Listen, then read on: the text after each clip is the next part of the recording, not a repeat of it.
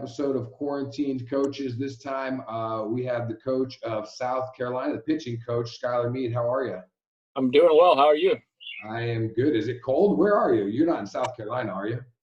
I'm over in Ottawa, Tennessee with my wife's family. Yeah, it's kind of cold today. It's been raining a little bit. I think it's like 50. So we got a little break in the rain. So I stepped outside, especially since there's like 5 kids inside raising all kinds of chaos. How is quarantine life going for you?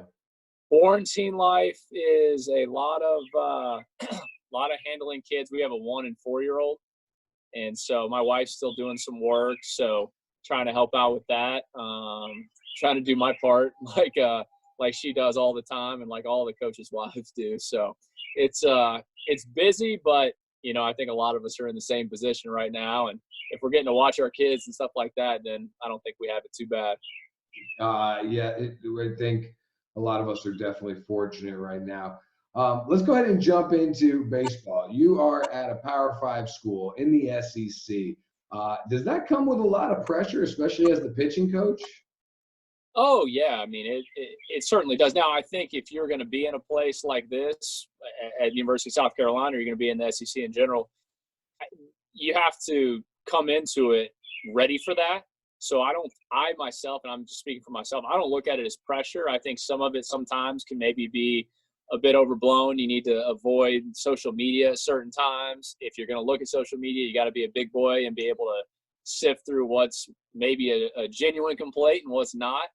I would suggest to not only coaches, but certainly our players, you probably should stay off at many of those times. But you want people to care what you're doing. And in a league like this, and especially at the University of South Carolina, they care as much as any fan base in the country. And so that is why you get into the business of sports, no matter what sport it is that you coach. You want there to be a lot of eyes on you, both in the place you're playing or coaching, just as well as eyes on you from a national perspective. And we're certainly fortunate to have that here. So having those eyes on you and being on the big stage is probably one of the best parts of being in the SEC. What's one of the worst or one of the toughest parts about being in the SEC?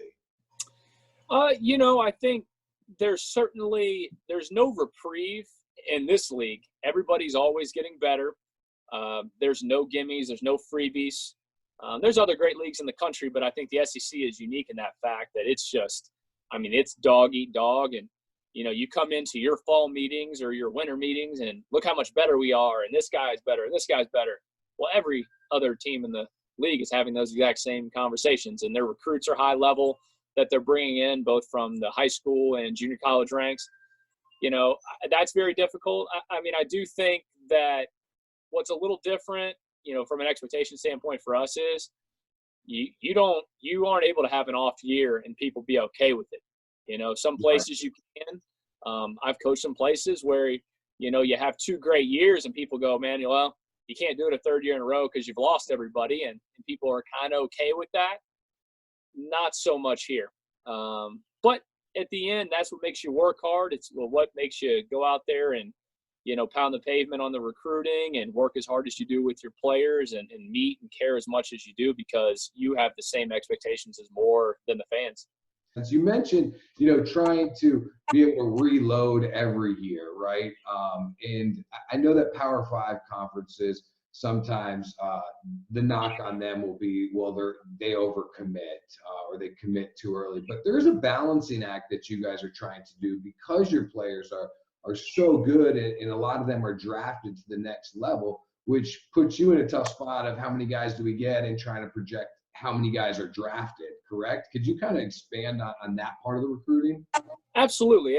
And I'll give you just an example of, and not everyone does the same, certainly, but like for us, just for example, this past fall, we only had 36 players. There are programs in the country that will have up to 55 or more players in the fall, and obviously we all have to get back down to the same number of 35.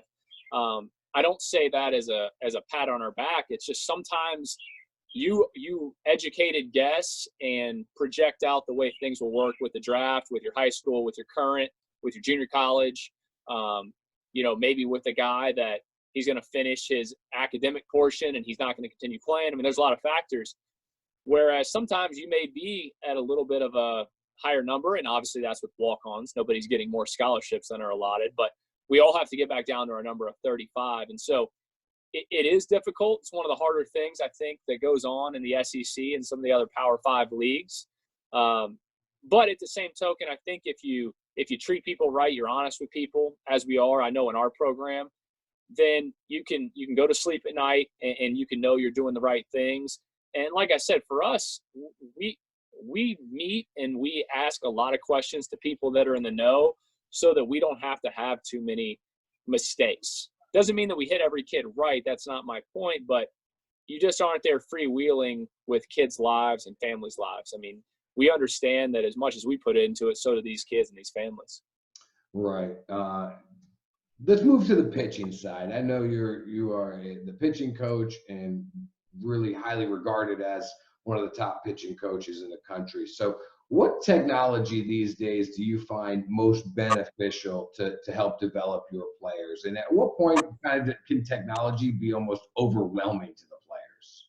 Well, I think I'll answer kind of in reverse of what you asked. I think technology can be overwhelming for people if you immediately over inundate them with it, or you as the coach don't necessarily know what it is that you're describing to that kid. So I think the application is probably the most important. You know, if let's just say we're using a simple metric from TrackMan or Rapsodo, hypothetically, and if I'm talking about it and throwing all this information at that pitcher who's on the mound and the pitchers who are standing behind, or the pitchers that are looking at the, kid who's holding the iPad, and I have no idea what I'm talking about, and I'm throwing out misinformation, then we start a trickle-down effect of guys being clueless with what is going on. And so we had to get ourselves versed 2 years ago when we got TrackMan, just for us at South Carolina. I think everybody was kind of really getting into the analytics side. And when I say the analytic, I mean TrackMan and Rapsodo about 2 years ago. And so am I an absolute wizard at every single aspect? Can I break down every single, point of data on a CSV file? No, I don't think many people can. However, I take the information that I find relevant and I try to make sure our pitchers understand that. Now, what I will say, a technology that we got this year that has been very helpful immediately, and I think we saw some quick dividends, was the Edgertronic cameras. I don't know how familiar you are with those, but not at all. So Edgertronic camera is, if you ever watched a game, I'll give it like a dummy down. If you ever watched a game on FS1 or Fox Sports, they had a unique way in which they would do their slow-mo plays, whether it was play to play, a certain pitch. And it had a very high definition look to it. What an Edgertronic camera is it's that high definition look at an insane frame rate. Okay. So it breaks it down where when a guy lifts his knee till the time the ball hits the catcher, it takes 1 minute. It's 1 minute of video data. So you can see where the hand is at placement, whether it's at exactly, 12, is it slightly off centered at 11? Is it, at 9 o'clock on the breaking ball, whatever. But you can see that. You can see the rotation of the baseball, and then obviously at the end, the rotation of the baseball so that it does the angles what you want. Is it fastball with some sort of sink? Is it staying on plane? Is it a curveball that's going straight 12-6? So on and so forth. So is it a technology that you use to help your pitchers adjust grips? It can be for grips. It can be for something very small or finite that we see mechanically if you're viewing the whole body. I'll give you a great one. I actually had a coach ask me this question yesterday. We were talking about spin efficiency, which is a big thing you see in Rapsodo and stuff like that. And so spin efficiency can be a little bit loaded. If, let's say, it's a two-seam guy, and you might want to actually have a little less efficiency so the ball has sink, whereas if you're a good four-seam guy, you'd like for it to rotate at 100%, right? Well, he asked me about a certain guy on our pitching staff, and what I told him was we had noticed his hand on the ball when he would land in that release position, his hand was cocked really weird, and therefore the ball was spinning really weird. So through the Edgertronic camera and that slow-mo definition, we were able to show him what he was doing, not just tell him, but actually show him, and the kid was able to make some subtle adjustments. Therefore, his velocity quickly started to increase where he was capable of, and therefore his performance increased too. Yeah, the technology is insane, and especially for you pitching guys. What about when a pitcher comes to you as a freshman? What do you think is, what are you doing, whether it's technology or keeping it simple in a classroom setting, to help pitchers make that transition at the freshman level? I think that's the hardest transition first and foremost. And I'll be honest, and you have to assess yourself as a coach sometimes. I think I'm very, very particular and stringent on pitchers when they come in initially as freshmen, because there's a lot of layers to make you successful. It's not just going out there and winging it as they do. Now, I do understand that the coaching at the high school and at the summer ball or travel ball circuit has become so advanced and so particular. It does make our job much easier. However, guys need to know what a legitimate throwing program looks like, what preparation is, how to utilize plyo balls or bands, how to actually take care of their arm pre and post. How do I actually lift? How do I actually run? Coach, I like to go run poles. Well, do you do anything else? No, I just run poles because that's what they told us to do when I was younger. Okay, well, there's so many layers. Do I play great catch? How often do I long toss? How do I do my bullpens? What is the structure of my bullpens? I mean, I just named off 11 things there, and I could continue going on. And so we have to teach those guys initially. I think the small details about just knowing how to be a master of your day of practice, whether it's a long toss day, a pin day, a flat day, a skill day.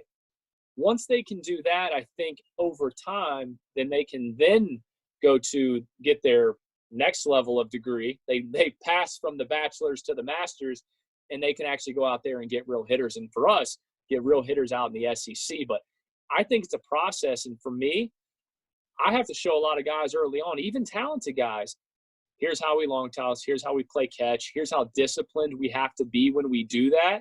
And if we do those things, not just on Monday, but do them Tuesday, Wednesday, and so on, and do them over a month, 2 months, we'll then be the greatest pitcher that we can be as we progress in our career. How different does a freshman pitcher's routine or plan look that you design versus maybe a junior or a senior? I don't know if the plan looks so much different. I think how quick they get into it. I find that many times with the freshmen, I don't want to say holding your hand as if that's a negative, but you just want to make sure they're doing things properly. The last thing that we want as coaches, and I know myself individually, I feel this way, I don't want them getting into bad habits that are going to end up causing them either inability for skill acquirement or get them hurt. You know, that we don't want them to do things that are going to be negative for that performance, which is what we're trying to get in the end. And so I don't think what they're doing maybe is different, but how quickly they go into it. The sophomore pitchers, the junior pitchers that know the system, they know the adjustments and tweaks that we've made over time, they can roll with the punches quick. If I say to Parker Coyne, I say, hey, Parker, hey, let's go ahead and change the rep series on the plyos, and we're going to adjust this on the bands. And when we go to the table set after, this is what you do. Boom, that guy knows exactly what that means. If I say that to a freshman, I might as well be speaking another language. They're going to look at me crazy. So what I try to do is I pair them up with older guys as often as possible, those who know the ropes, know the system, so that the learning curve is as quick as possible.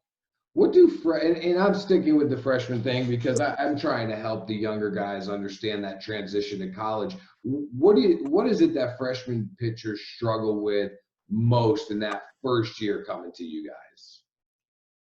I think a lot of times command can be a bit of an issue. I think sometimes they feel like control and command are two different things. You can kind of control throwing the ball in an area, but when you really command the baseball, I throw the breaking ball 5 inches below the zone when I want to. I throw it in the zone when I want to. I throw my fastball up. I throw my fastball down. That's what the advanced level pitchers do, the high level dudes, the SEC dudes.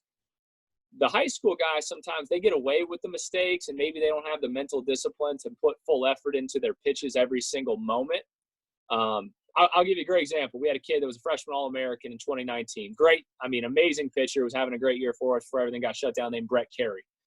And one of the things Brett would do his freshman fall, Brett's a kid that in that fall was 88, 90, 91. But when he'd go 2-0 count, he'd just throw it in there 84, 85. And a couple times he gave up some tanks, and we had to explain to him very clear and concise, Brett, you cannot take pitches off at this level. They will crush you.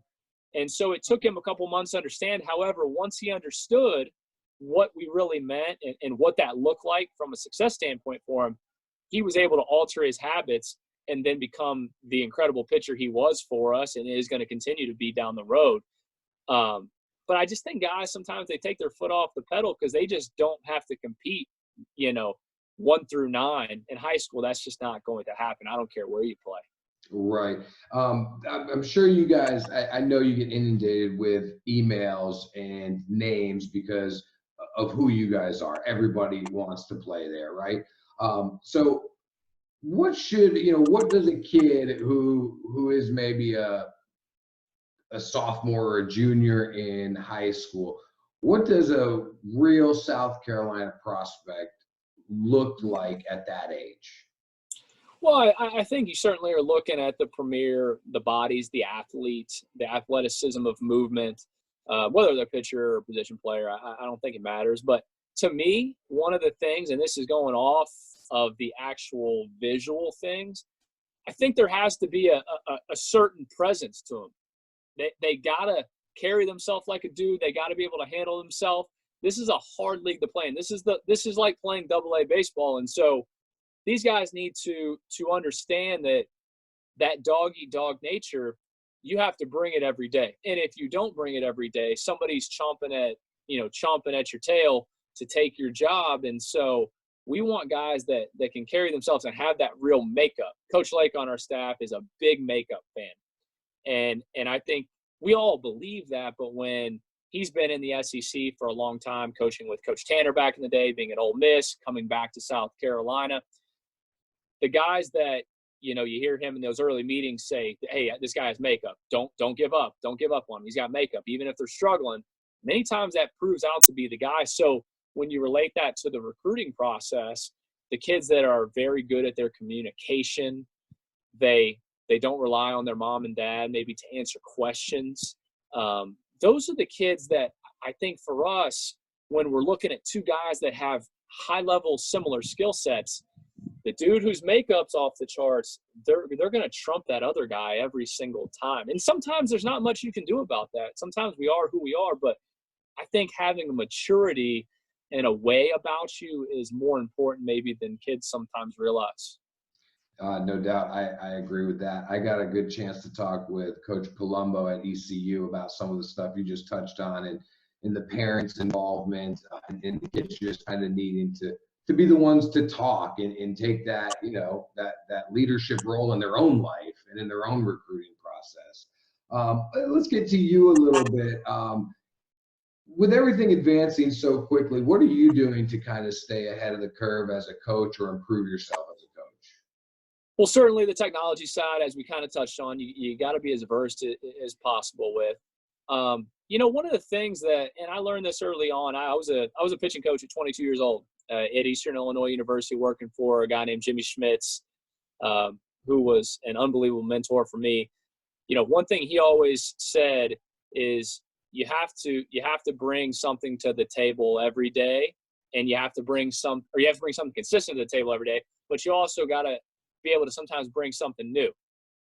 I know for myself, I have a positive way about me, and I'm going to not ever change that.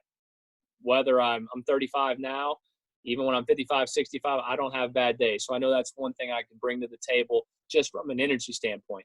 From a coaching perspective, one thing that, you try to do is you try to stay convicted within your beliefs, but you got to be able to make subtle adjustments from time to time. Whether that's something, if we relate it to pitching, it's something in our throwing protocols, whether it's a style of pitching, whether it's the usage of pitches, right? You've seen in the big leagues, they've adjusted the usage of fastballs. It's dropped over like 15% over the last, I think, 3 or 4 years. Right.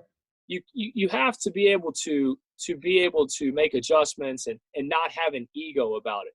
Everyone who's successful has egos. We have to have a bit of an ego, most certainly, but we can't have false bravado. And I think there's a big difference in there. And so for me as a coach, I try to listen to the players.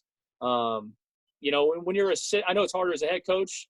I haven't been a head coach, but I understand and I pay attention to those I have worked for. As an assistant, you have a certain ability to listen to the players and then bring things to you. You got to hear what they're saying. And if there's something that's going on that maybe isn't getting the best out of either that person or the group, we cannot be afraid to make that adjustment, because I'm not perfect. There's no coach that is, but we all, for the most part, we are putting out our best effort day to day. And so if we just keep our ears open, then hopefully we can make those subtle changes that get the best product for us and our team.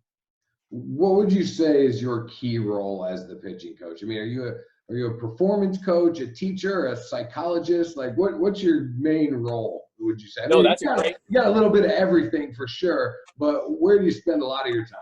Man, you know what? So, a lot of programs have gotten sports psychologists and people involved and stuff like that. But I will say this, and I believe this to be very true in the SEC, the ACC, other leagues that have a lot of high-profile kids. As much as I think there's things that I individually as a coach do very well, we all have things that we do well as coaches, right? I do think the psychological part is massive in this league.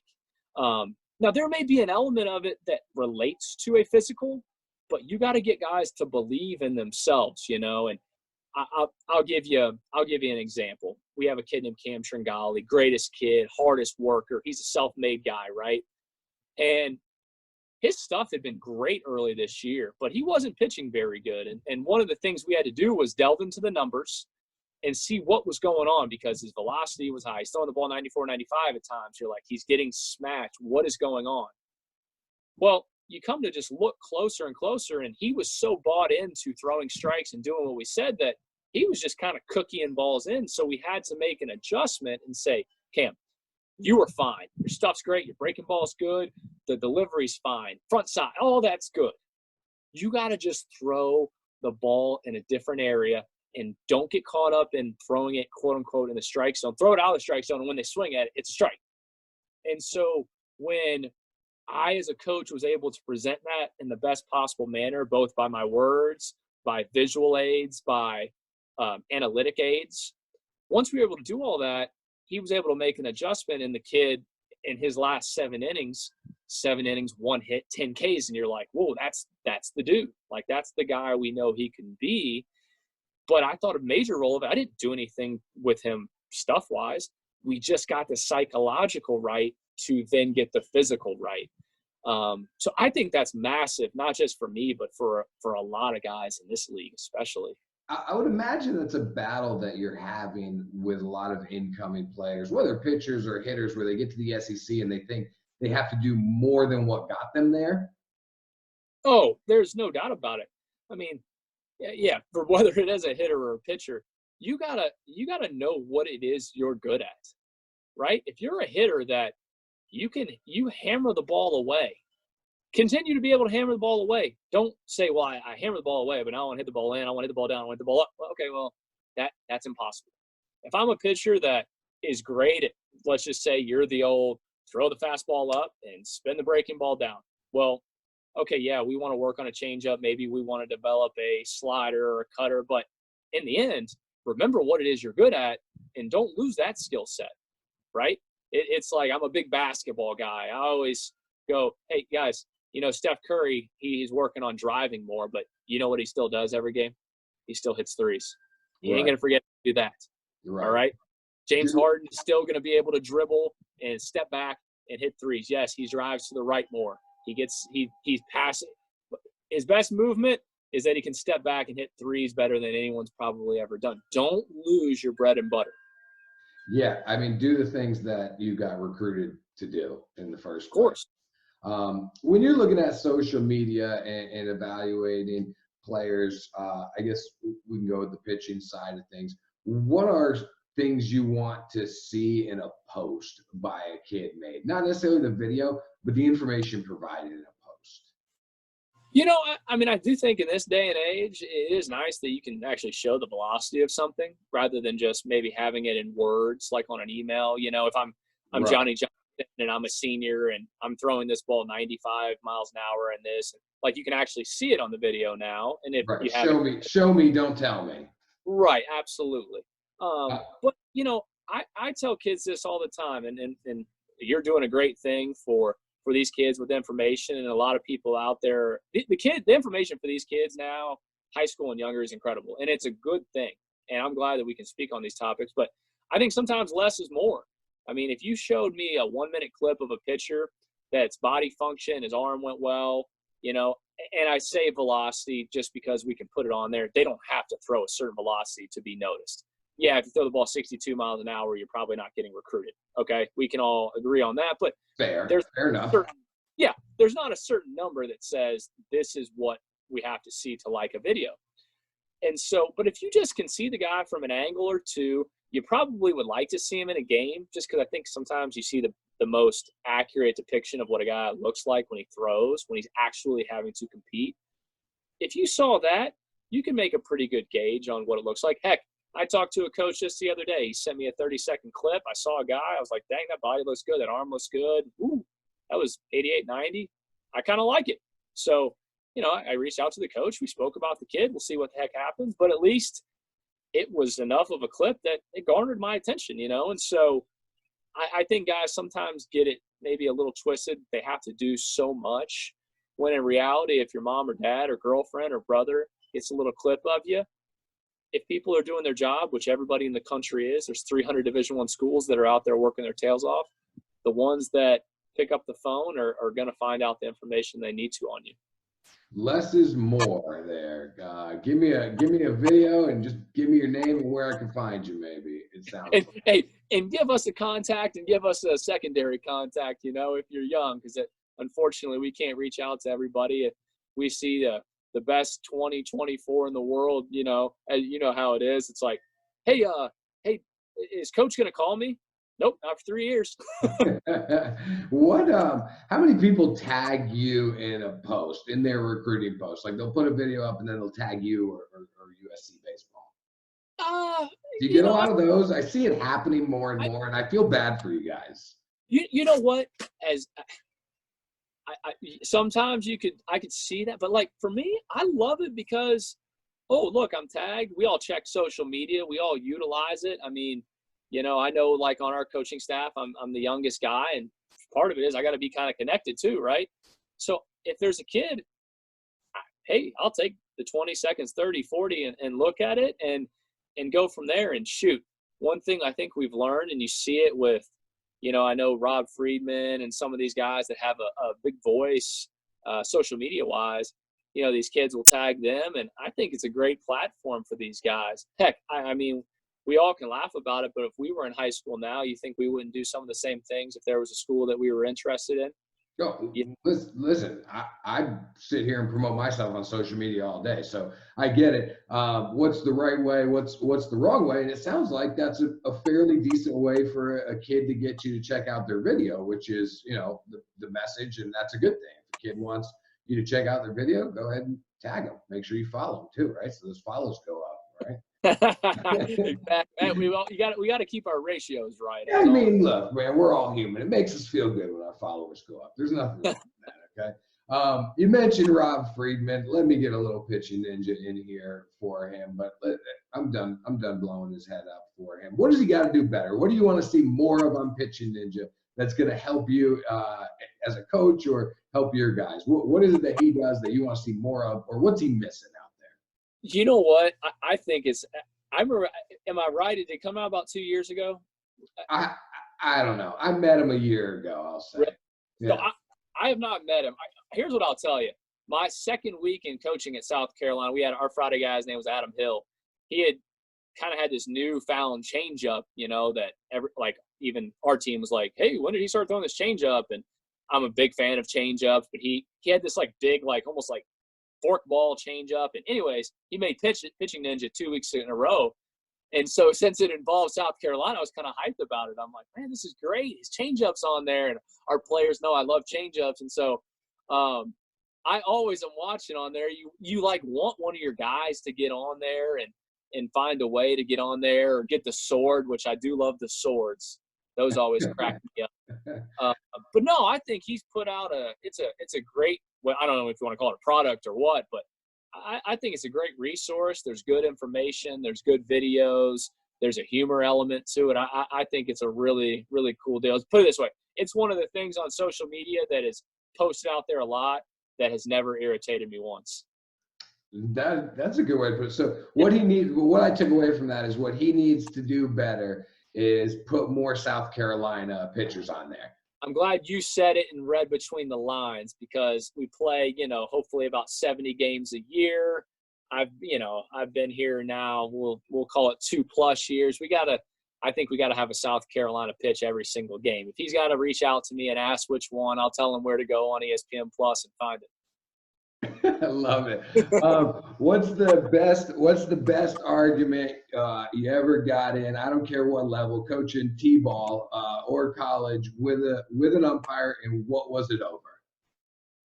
Oh, well, I don't know if you call this a best argument, because this is pretty bad, and I probably shouldn't say it, but in my first year at Middle Tennessee State, three times in one season, the count was 2-2. The scoreboard had it 3-2, and the umpires thought it was 3-2. And so all 3 times, it ended up not working out in our favor, and I was losing my mind that we could not get it right. Did you end up with an early shower that day? No. I've never been tossed. I've gotten like a couple warnings, like everyone probably had. You know what? I'll actually give you the best story.